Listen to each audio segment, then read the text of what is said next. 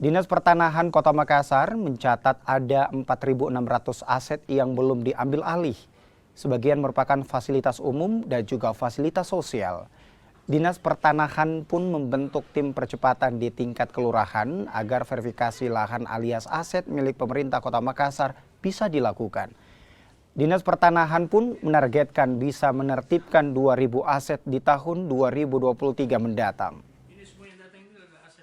Strateginya tentu ada. Kami akan mengangkat tenaga, meminta kepada pimpinan untuk ada tambahan tenaga sebagai koordinator di tiap-tiap kecamatan yang dapat mengkoordinir setelah database-nya ada, maka kita akan pilih per kecamatan, itu akan kita lakukan koordinasi dengan BPN untuk melakukan pematokan awal.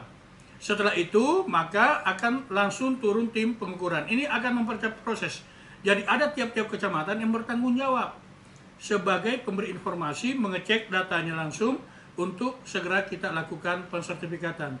Tanpa strategi itu, mustahil untuk kita capai, jangankan ribuan, untuk 500-200 saja agak berat. Nah, karena itulah tenaga yang menjadi hal utama dan strateginya adalah meminta teman-teman di wilayah, kecamatan dan kelurahan untuk saling koordinasi dan memastikan mana aset lahan yang tercatat untuk yang belum bersertifikat kita segera akan sertifikatkan.